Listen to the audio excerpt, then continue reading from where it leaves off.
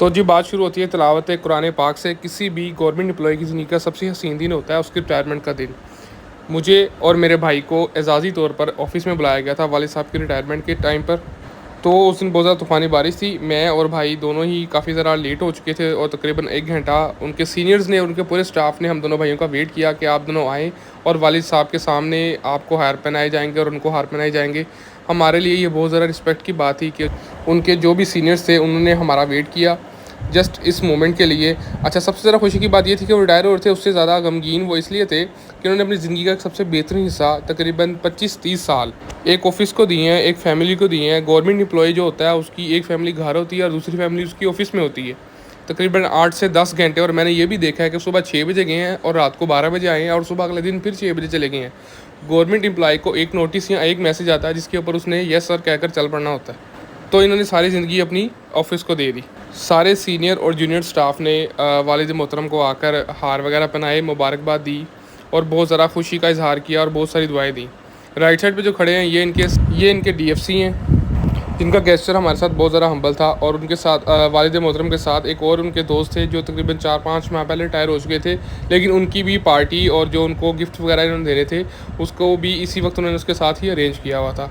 इनका प्लान ये था कि पहले दफ्तर में सबको बुला लेंगे, उसके बाद सबको हार वगैरह पहनाएंगे वालिद साहब को आके, और उसके बाद जो है हम सब लंच के लिए जाएंगे, जो कि ऑफिस की तरफ से अरेंज किया गया था। गवर्नमेंट की तरफ से ऐसा कुछ नहीं होता। इस गेस्चर की वजह से मैं और मेरा भाई बहुत ज़्यादा खुश हुए कि ऑफिस के कोलीग्स ने और उनके हेड ने मिलकर उनके लिए एक सरप्राइज़ रखा था जिसके अंदर उनको एक शील्ड दी गई, कुछ फूलों के हार पहनाए गए, उसके अलावा जानमाज तस्बीह टोपी वगैरह दी गई जिसमें नमाज के लिए जैसे कि वालिद मोहतरम बहुत ज़्यादा हमें इंसिस्ट करते हैं इन मामलात को लेके, तो उनको उसी तरह के सारे गिफ्ट दिए गए।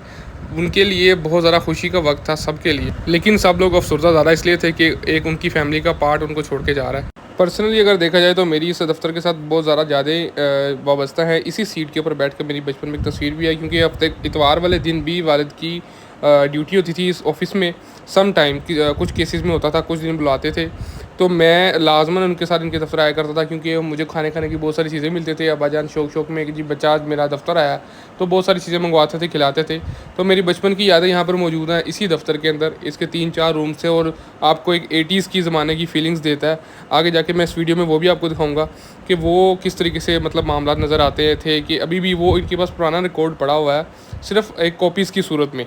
अभी तक का जो सारा रिकॉर्ड है वो तो सारा कंप्यूटराइज कर लिया गया, लेकिन एक जो यादें होती हैं उस जगह के साथ जहाँ पर आपने बचपन भी गुजारा और आपके वालिद ने एक ज़िंदगी का एक आधा हिस्सा वहाँ पर गुजारा है, तो ओबियसली उसको देखकर इंसान बहुत ज़्यादा इमोशनल हो जाता है। शील्ड वगैरह की सेरेमनी के बाद हमारा अगला प्लान ये था कि हम लोगों ने लंच करने के लिए बाहर जाना है, तो मैंने कहा जल्दी से एक ऑफिस की यादें ताज़ा कर ले। मैं बाकी सारे रूम्स में गया और वहाँ की वीडियोस वगैरह कैप्चर करने लग गया कि वालिद साहब को अगर कभी इस ऑफिस की याद सताए जा तो हो सकते हैं, लेकिन घर बैठ के भी देख सकते हैं। कुछ इस तरह के मामला वहाँ पर आपको नज़र आते हैं।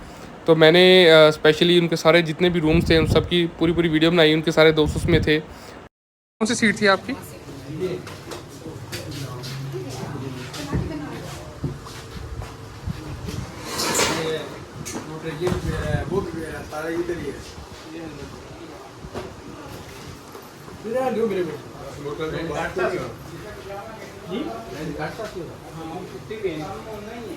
इसके बाद मैंने बाहर जाके उस बालकनी का व्यू लिया जहाँ पर मैं खड़ा होकर अक्सर बाहर दूसरे घरों को झांकता था या किसी की गाड़ियाँ वगैरह देख रहा होता था, क्योंकि काफ़ी पुरानी बात है। अब वालिद मोहतरम अभी तक बाइक पे हैं, गाड़ी चलाना सीख लिया है, लेकिन उनकी रूटीन है कि उन्होंने जाना तो बाइक पे ही जाना है, गाड़ी वाला कोई सीन नहीं है।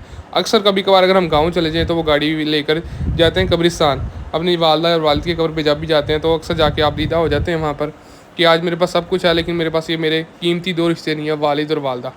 अभी तक ये बाइक पे ही अपना दफ्तर का आना जाना या जो भी उनके मामला है, जो भी उनको ज़रूरत है कहीं पे ट्रांसपोर्ट की, तो उन्होंने बाइक को ही यूज़ करना है उन्होंने। इसी के साथ हम लंच को पहुंच के हमारा दिन ख़त्म हो गया और बहुत सारी यादें आज के डेट में क्लोज़ होगी। अल्लाह हाफ़िज़।